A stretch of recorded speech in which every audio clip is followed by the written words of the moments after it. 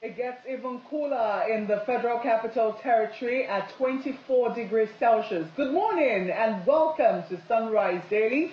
I'm Malfen Ogunyeso. Good morning and welcome. I'm Kayla Megwa, and it's the day after a very important day in Nigeria's history with a lot of intrigues, and that in many ways will be what will be the crux of our conversations today.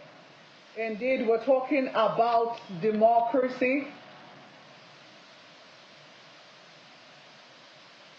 I mean, when we were looking at that speech yesterday, I kept thinking to myself, well, before it, of course, we were here on the program, and I kept asking myself what was going to happen.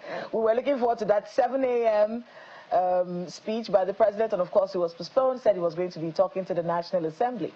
And then, of course, we had so many questions about what was going to be said, where was it going to head, what was going to be the crux of the conversation. But please take a look at this report that we compiled for you so you can see exactly what happened yesterday. Minutes before a historic national address by President Bola Tinubu at the National Assembly, former lawmakers, traditional leaders, governors, among others, began to fill in the over 300-capacity Green Chamber. President Tinubu arrived alongside Vice President Kashim Shettima and members of the cabinet.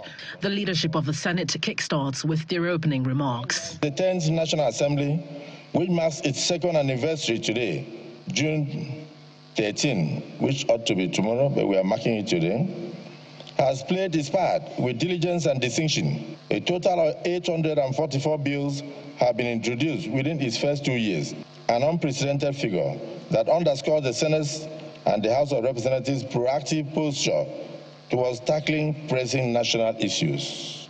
Our determination is unequivocal to expedite and finalize the constitutional amendment process by December 2025. Rekindling memories while reflecting on his struggle for democracy, President Bola Tinubu in his address took a moment to straighten the records.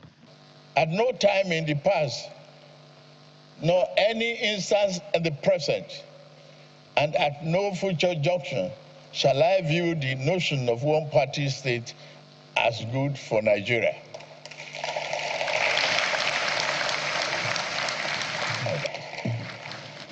Look at my political history.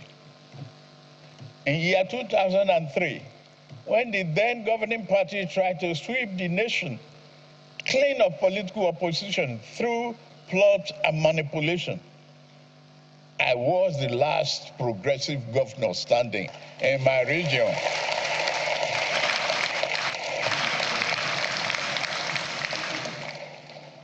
Call me any name. I'm not here to make you happy politically.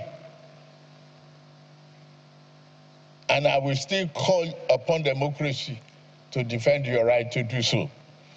We cannot blame anybody seeking to bail out of a sinking ship, even without a life jacket.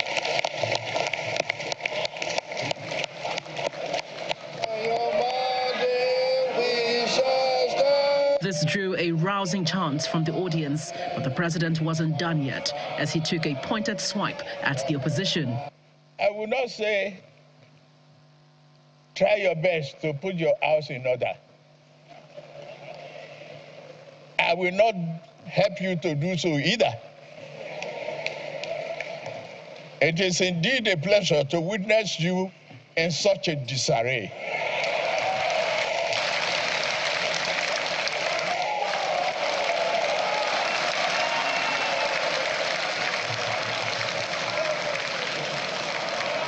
Our nation is not perfect, but it is strong. Our democracy is not invincible, but it is alive.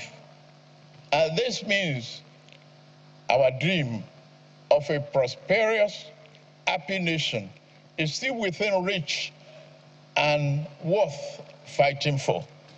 In a significant move on Nigeria's 26 years of democratic rule, President Tinubu conferred posthumous honors on prominent Nigerians, including Kudirat Abiola, environmental activist Ken Saro-Wiwa, and 8 other members of the Ogoni 9. In this light, I announced the conferment of posthumous honors of CAFR on Kudirat Abiola, the heroine of our June 12th struggle. I also confer posthumous honor on Shehu Musa Yar'Adua, GCFR, and Professor Humphrey Nwosu, CON, Shibola Ige, CFR,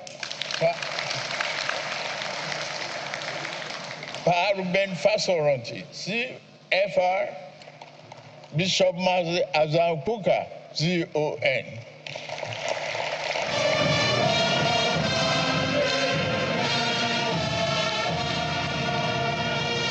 President Tinubu has not only been explicit in his rejection of a one-party future for the country, but concludes by acknowledging the formal adoption of June 12 as the official date for the President of Nigeria to deliver an address to a joint session of the National Assembly. From the National Assembly, Gloria Umezoke, Channels Television News.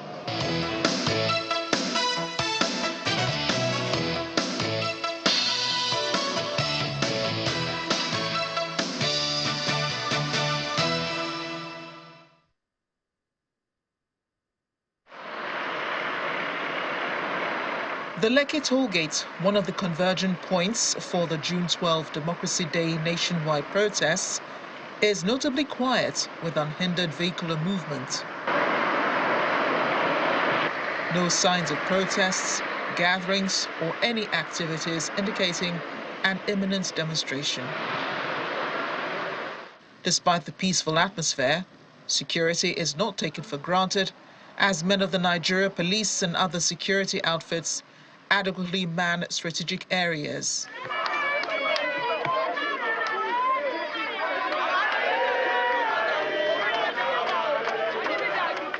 Elsewhere at the Gani Fawemi Park in Ojota, members of the Take It Back movement stage a peaceful demonstration under the watchful eyes of security personnel. Their voices convey deep concerns over the state of insecurity across the country, citing a spike in killings and abductions, particularly in northern Nigeria. The group also demands the reversal of fuel subsidy removal, a reduction in electricity tariff, and greater investment in the education sector. We are insisting that the government must reverse all increments that have been placed on the electricity tariff. As a matter of fact, due to some of these policies like subsidy removal that are hiking cost of fuel, hiking electricity tariff, it is killing small businesses. Small businesses are closing down. Even some medium businesses are shutting down. The Ikeja Underbridge Convergence Point witnessed a large turnout of a second group, members of the End Bad Governance movement. Any government policy that does not positively affect the life of the citizen is a bad policy. There are no two ways about it. So all the paperwork should translate into making life meaningful for the ordinary Nigerian. So that is exactly where the point should be made. And that is why we are out to let the federal government know that the masses are hungry. Maybe the people close to the president are not telling him the truth.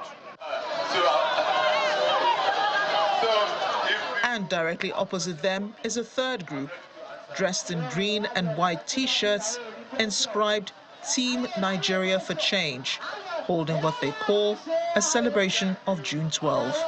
Up till last regime, 24 states were owing salaries at a time. Not one state in Nigeria today is owing salaries.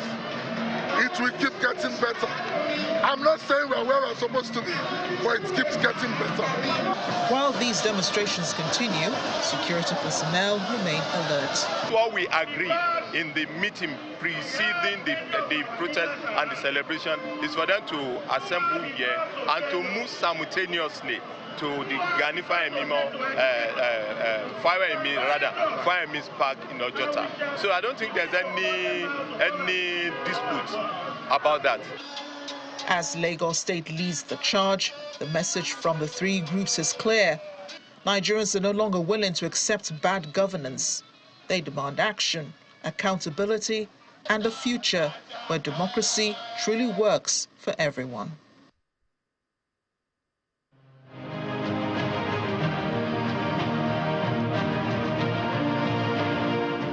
Indeed, we have seen the speech given by the president at the National Assembly, a tradition that he is hoping will now be a Democracy Day tradition, whereby the president of the country, whoever he is or she is, addresses the National Assembly on Democracy Day.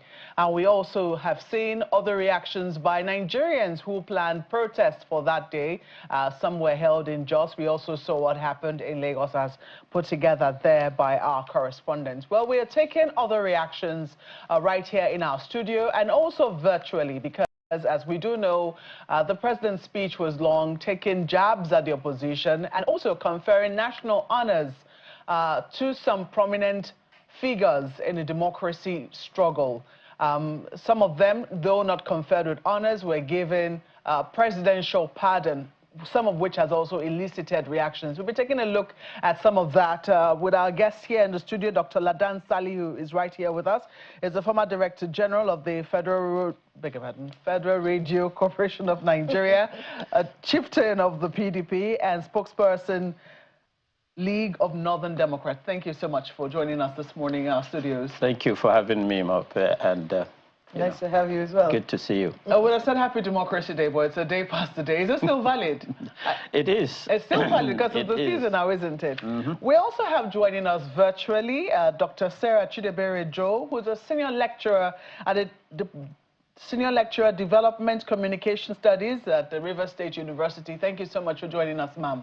Development Communication Studies. Fantastic. So let me start with you, Dr. Salihu, on your immediate take on the president's speech yesterday. He seemed very energetic, full of life. He reflected on the environment even, talking about how, what came to his mind when he entered the National Assembly, talking about the role of the National Assembly in a democracy, going down memory lane to see, remind us of how many times the National Assembly has, intervened to save the nation at critical junctures of this fourth democratic journey that we're currently on. And then he also, of course, took swipes at the opposition, especially in the glaring criticism that, Nigeria seems to be tending towards a one-party state. What were your immediate impressions of the president's, a day after reflections on the president's speech? Well, first of all, it's a mixed bag, really. When you look at the comprehension of the speech itself, I don't know who wrote that speech. As I walked into these chambers, suggested that the speech was being written as he was probably, arriving at the National Assembly. So Nigerians, somebody will ask, a critical mind will ask, who wrote this speech? I think he needs to get better speech writers. But then, coming to your question, my take. There's something wrong with that? You didn't like the fact that... Yes, I think it could have been couched in a more sophisticated presidential, tone that will reverberate. You think it was too conversational? Yes, it wasn't. That aspect of the speech. My take on the whole thing is that in line with the, sober reflection of the moments of June 12, of our struggles, the travails and triumphs of, democracy, and all the issues that are, germane to the growth of our own political culture, I think it's good that he was at the National Assembly. It's good that he had to use that platform to speak to Nigerians and to kind of connect with his constituency and kind of marshal out his own, plans for the future. But, I see it also as a missed step. As a missed step because I would have thought that at a time when the nation is groaning under the yoke of extreme poverty, multi-dimensional poverty, at the moment when Nigerians are, struggling to get by, at the moment when you have the country facing challenges of insecurity that is not only atrocious but atrocious, at a moment where inflation is shooting through the roof. One would have expected that the president will rally around Nigerians, the clarion call, to be not only united, but to see the green, white, green, and the crest, the national crest, as a badge of honor. I am not particularly, I'm impressed by the fact that, some, notable politicians of repute were given posthumous awards, like, Pa Rewani and the rest of them. Kudirat Abiola and her husband, they have played, pivotal role in nurturing our own, democracy. And all those who participated in the struggle to keep the Nigerian democracy going. Not forgetting Shehu Yaradua. Shehu Yaradua, all of them, deserve that honor. And so we must appreciate the president for that. But apart from that, it does not really, he didn't touch base with the average Nigerian that expects to have a kind of, put food on the table, create a secure environment, allow his children to go to school, create, health, intervention opportunities, and what have you. I am concerned right now about what the average Nigerian or Nigerians are concerned about, the issues that will make life better for all of us. Would you say that the speech then was a reminder not to take, because in the light of what is, in the light of the economic reforms that we're currently going through, it is true that a lot of people are facing, very severe hardships. However, do you think that the speech was geared towards not letting us forget or take for granted what it is that we currently have? Given the fact that in recent times, some people have been romanticizing what has been happening in neighboring countries, such as Niger, Burkina Faso, and Mali. We've been hearing things like that making their way into Nigeria. Do you think that this is a reminder that what we have is still, is still special? It's not perfect, it's far from perfect, but that we shouldn't take it for granted? Do you think that's what he was driving at? I think in a way he was trying to convey that message, and it is true. However, the problems, whatever the, the level of disagreements that we may have, and, in spite of everything and all, I think we must all appreciate the fact that we are governed by, democratic norms, principles, and practices. All right. And whether we're getting it right is another thing. But it's better that we go this way than think about what is happening in our neighboring countries as a yardstick. Okay. Let me quickly go to our guest who's on with us virtually, Dr. Sarah. Dr. Sarah, you happen to be in Port Harcourt in Rivers State right now, which is, will I say, an anomaly in our current democratic experience. Because right now, Rivers State is experiencing emergency rule. And the governor of the state, the democratically elected governor of the state, has been suspended, replaced by a sole administrator as appointed by the president. Will I say, the legality of that is still very much in dispute, as those matters have been taken to court. But I don't know if you could describe for us what it felt like being in Rivers State yesterday as that speech was being given, and even as Nigeria was celebrating Democracy Day. So much, Mope, and thank you for having me. The thing is, a speech is a powerful weapon, especially coming from my background. A speech constructs meaning.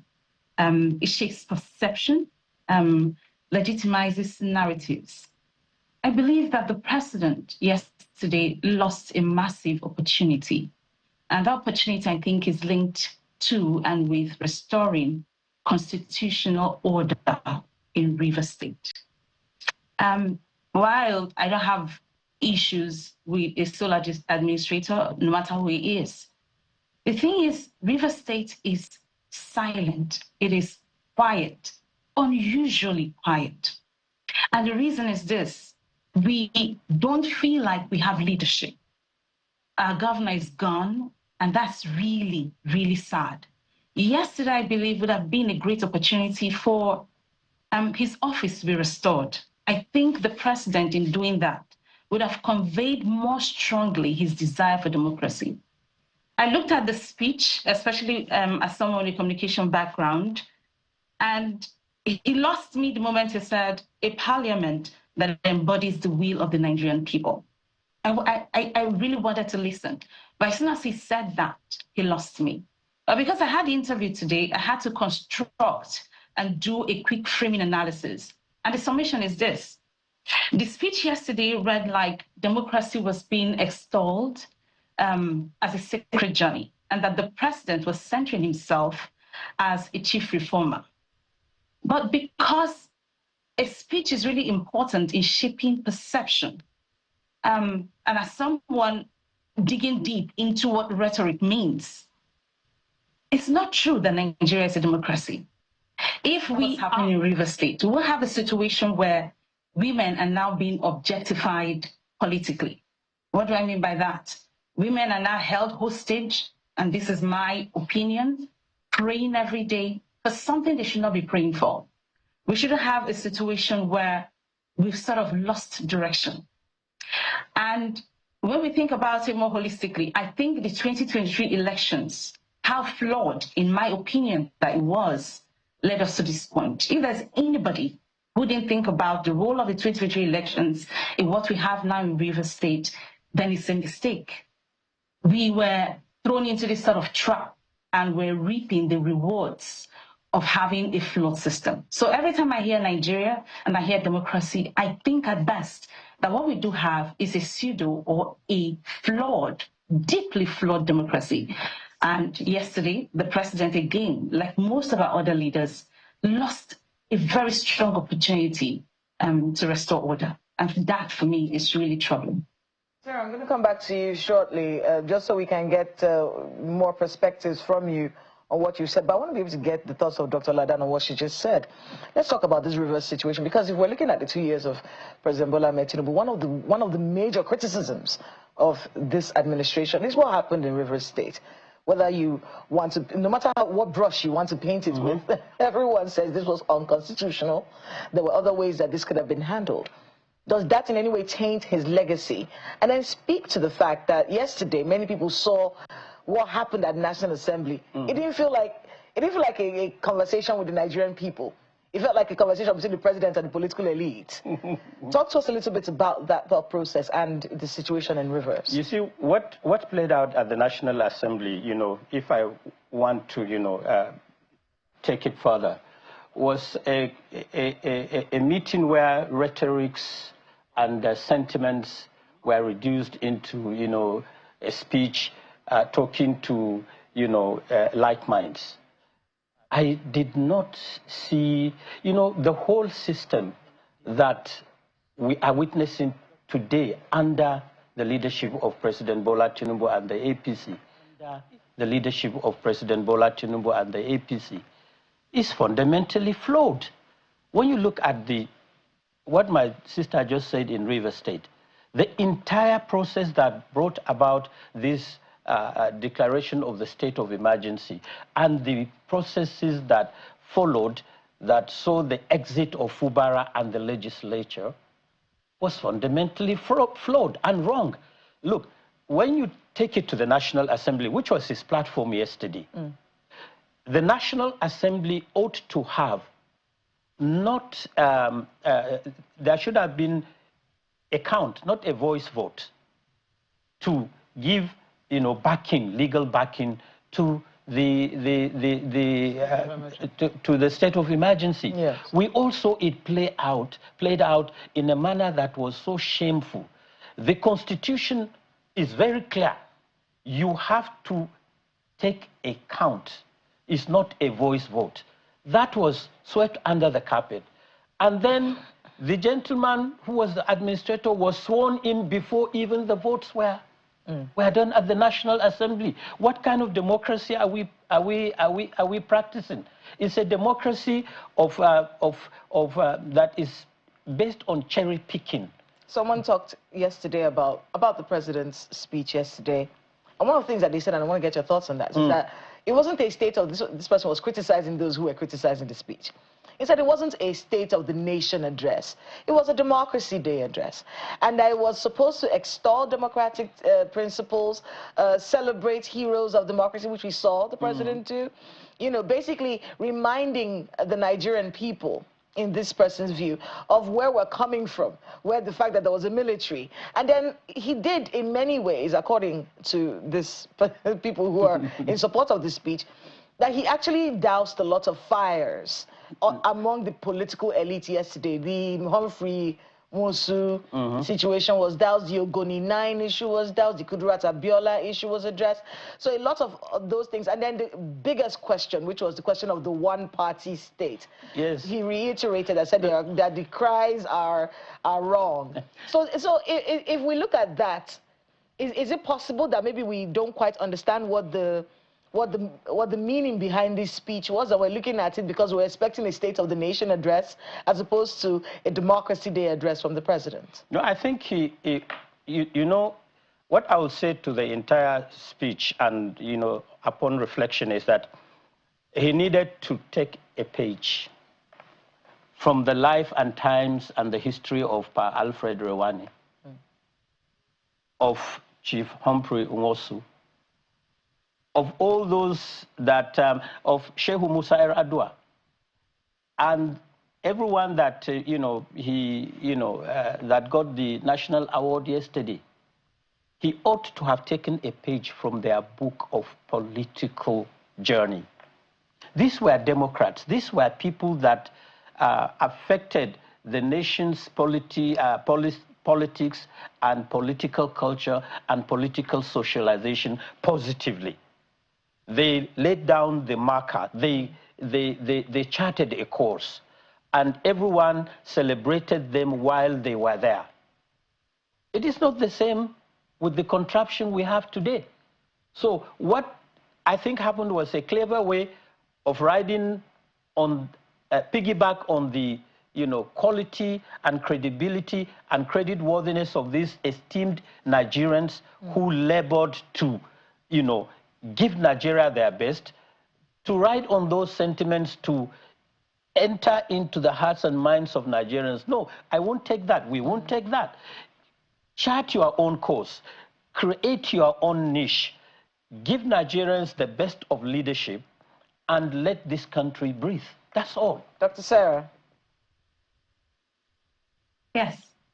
I mean, when we take a look at some of the things that have happened in the past 24 hours and juxtapose it with the past few years, you've been in the middle of a situation that we didn't quite know how it was going to unfold. In fact, before the president went to the National Assembly, Bode George was saying he should use this speech as an opportunity. You heard him when he said he should use this speech as an opportunity to forgive Fubara or whatever it is and let them go back to that democracy because he was voted into office by the people of Rivers State. We've heard a few things that you mentioned earlier, but when it comes to the sole administration that you're dealing with in that state, could you talk to us a little bit about what that is doing to the people who have been put in a situation where they're not enjoying a democracy that they asked for, voted for, and stood by? I think we feel removed, absent, not included. And I say this as someone who is not in the politics, as someone who has been in the state. I've been here for over 40 years. And so it's really simple. I don't feel like I'm part of anything. Everywhere is quiet. I mean, we hear the rhetoric, we see the press releases, but nothing much is happening. I'll give you a classic example. So we have issues with education. A lot of our schools are dilapidated, and we need work done there. There's still major problems with cultism and insecurity in the state. And it doesn't seem like much is being done to fix that. It's one thing to be installed. It's another thing to be a part of the state. This is home for us. I never imagined that I'll live to see a day where we're being run by somebody else that's not from Rivers State, that's not home to us, that's not our brother, that is not somebody that we can talk to, who feels our pulse. I mean, I don't want to say, oh, anybody is perfect, but the fact remains that our governor, for us, would have been a symbol of, one, democracy, inclusivity, because we chose him, no matter how flawed the process was. I have to really emphasize that. He's our governor. He would have done more for us, but that's not what we feel now. And I say this, and I think a lot of people in Rivers State also feel the same. Well, I think the president has an opportunity to restore order, and the order that we need is the governor reinstated, and then we can make progress from there. Yeah, I think there's also a reminder that the State House of Assembly, which is supposed to be the hallmark, you know, of democracy, is also in suspension in Rivers State. So I believe that when you talk about a reinstatement, I believe you mean a comprehensive reinstatement. Is that correct? Yes, yes. We need order, complete order restored in our state. All right, let me take you up on this issue of the tributes that were given yesterday. He referred also to the Ogoni 9, and there's been some reaction in that quarters. The president granting full pardon to the Ogoni 9 who were killed under very gruesome circumstances by the state, and the reaction has been that, oh, why should it be a pardon? Because in this instance, they were not guilty. As a matter of fact, there was barely any trial before they were, you know, condemned to death, so to speak. There was, even if there was some trial, it was not a fair trial. It could not be qualified as a fair trial in any way. And so some people think that what should have been done is an exoneration, not a presidential pardon. I don't know if you have heard anything with regards to that. You know, has there been any conversation around it in quarters where you're privy to? Yes. Okay, so our father and brother, someone that everyone in the state deeply, deeply reveres and honors, the late Ken Saro-Wiwa. For us, listening to the label pardon, it feels like, oh, you were guilty and now you've been forgiven. I think a majority of persons in the state will say, well, an exoneration would have been the best part. We understand what pardons are. They're purely political. If there were issues regarding the politics of it, the complexities of the conversation, maybe something else would have been done, but I don't think, and I think a lot of people in Rivers State will frown at the label pardon. We need more investigation. We need more robust understanding about the events surrounding the death of the 9, and then a clear exoneration, so that I think a lot of these things will be a clearer path to peace, because Rivers State is such a complex state. And so when you raise some issues as delicate as the murdering of the Ogoni 9, then you have to really tackle it holistically or let it be. Well, this is not the first time we're seeing, you know, the president trying to touch this particular issue. I think even the last Democracy Day too, the Ogoni 9 were mentioned and they were honored. This time around, he is now granting a presidential pardon. It would seem that maybe it was some reaction from last time. But, you know, some people are now saying, no, this is not what ought to be, that what ought to be is an exoneration. But some people will say, well, there was a process for their conviction in the first instance. Maybe the only way the state can do it is to actually say whatever it was that the state found, they are pardoned. Well, I think it is within his prerogative to, you know, do what he did yesterday. I want to believe that, you know, the president should take it further. Apart from, you know, pardon, there should be exoneration, there should be, in my view, investigation, and there should be compensation, you know, because these are people with families.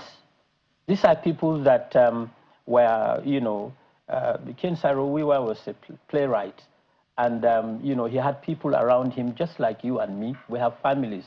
So what is the fate of those that they left behind? And I think we should be able to, you know, spread, you know, give that milk of human kindness as a state, you know, give some compensation, do some, you know, damage, if you like, repairs, and then see whether we can put the whole thing behind us, not to forget, but to always use that as a reference point to avoid future occurrence of, you know, the excessive nature of those in power. So I want to believe that we should take it further. I think there's a lot that needs to be done. You know, it is just a sad note on our political history, just like June 12 itself. Yes, indeed. I was going to ask you very quickly, though, do you think that if we go down that route of compensation, and I'm not saying we shouldn't, but do you fear the doors that it could open as a result of that? Because when you look at the list of people the president did honor yesterday, and even still reminded by someone like Dr. Fayemi, saying that the list is not even complete, it's not even comprehensive with regards to this struggle. There'll be a lot of do you think that we'll be opening doors that we will not be able to shut? No, I think it is symbolic.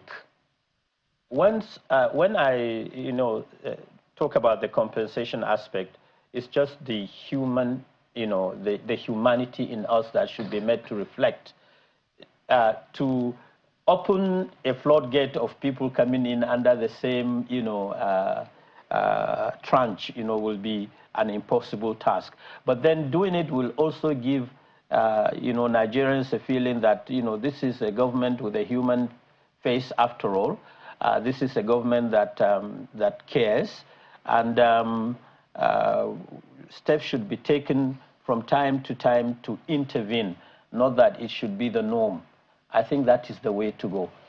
Well, we know that this conversation certainly will be on. It's just halfway through this, through the president's first term. We have to thank you so much for sharing your honest thoughts with us on the president's speech on Democracy Day. We also have to thank you, Dr. Sarah Chidebere-Joe, Senior Lecturer, Development Communication Studies at the Rivers State University. Thank you so much for sharing your very candid thoughts with us on the program. Thank you. Thank you for having me. Dr. Ladan Salihu, former DG of the FRC, and thank you so much for joining us as well. Thank you for having me. Thank you. Well, we'll take a break at this point. When we come back, we'll be looking at a matter that directly affects you and I with regards to development. Please stay with us.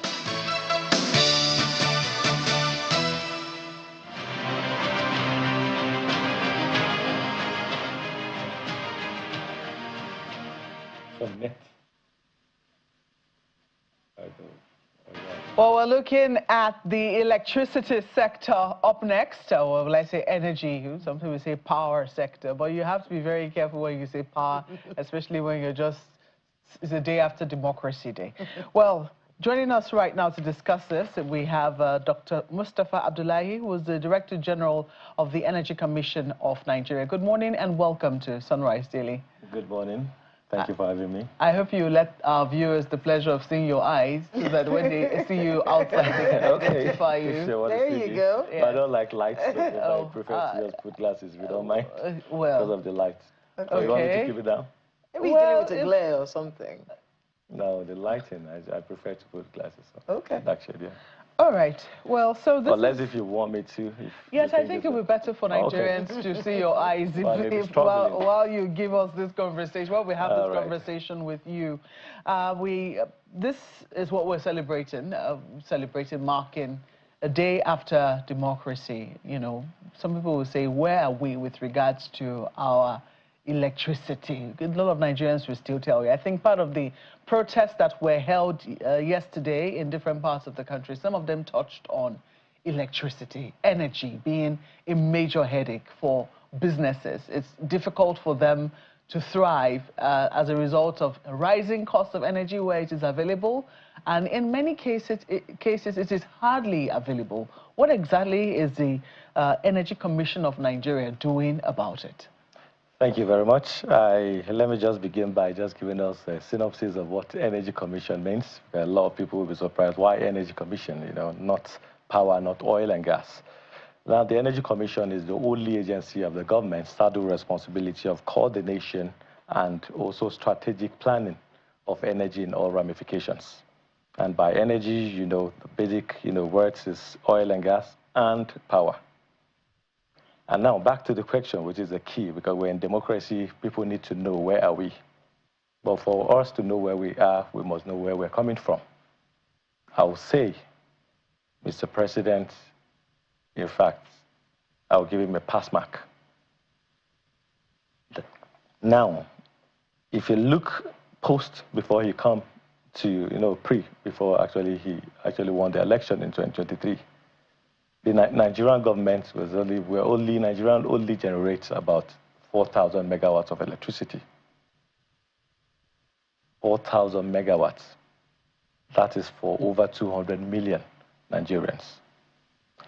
Now, presently, Nigeria can boast itself that it generates 6,000 megawatts of electricity, 2,000 within just 2 years. We are not where we ought to be.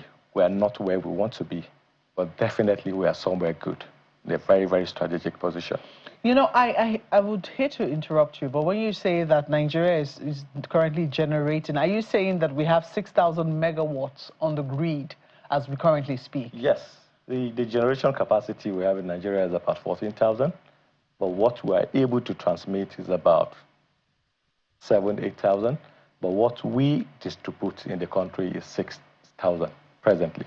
Presently, because yes. We've heard the same figure from the former Minister of Power, Mr. Babasinde Fashola, when he was there, talking about how at least we could accommodate as much as 7,500 megawatts on the grid. Yes, we could even do more, because the installed capacity, like I said, is about 14,000.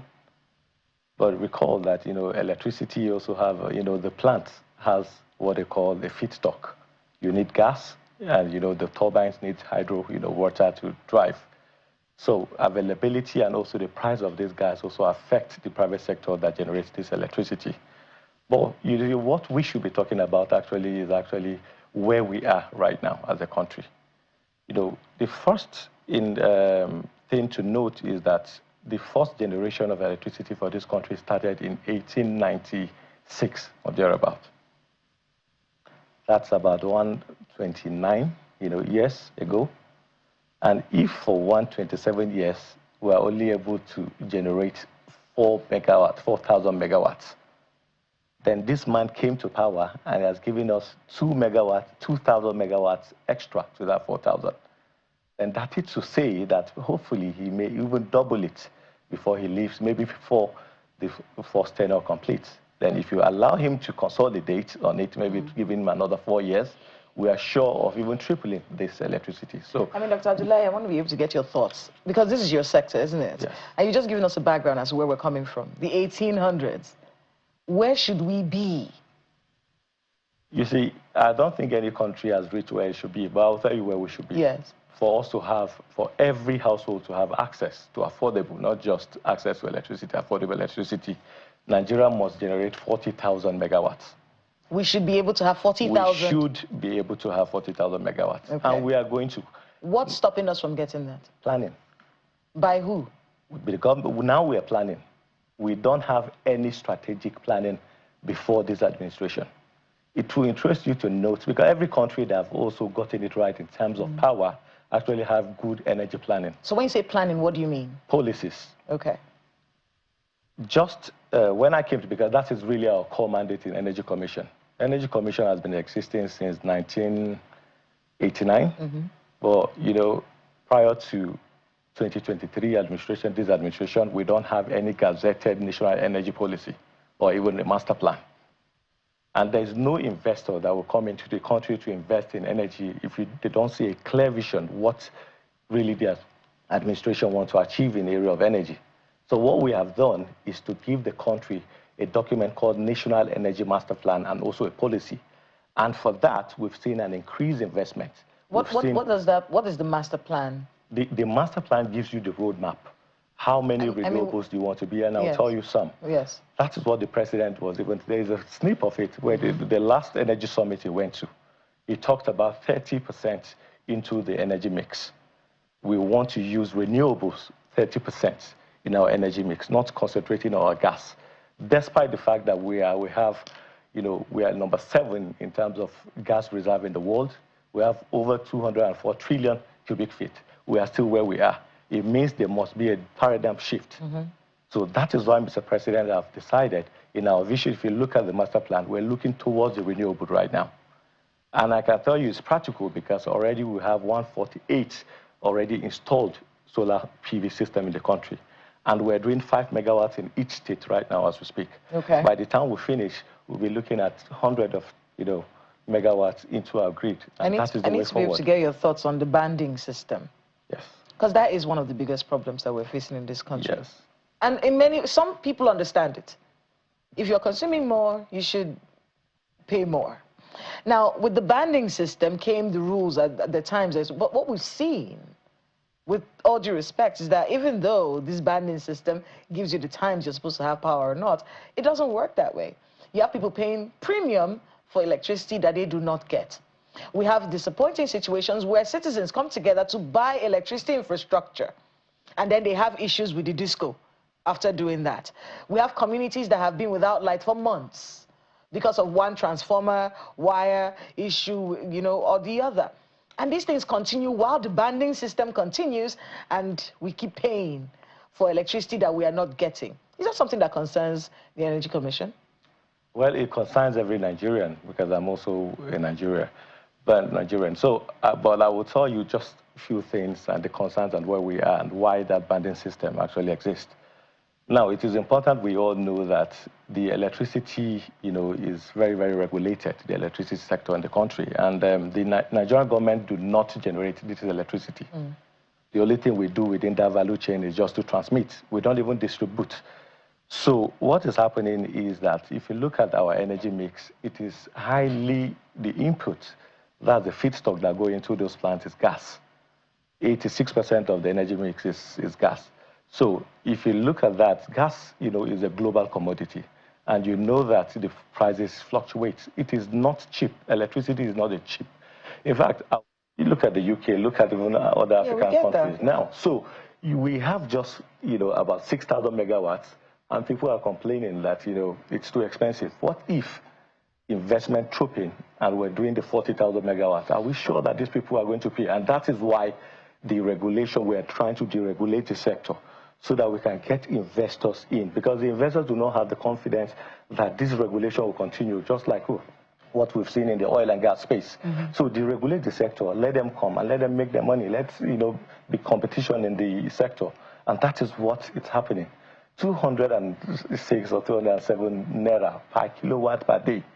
I mean, that is the lowest I've seen in the world. You can These things wouldn't matter if their power was available. The issue is that people are paying for power that they're not getting.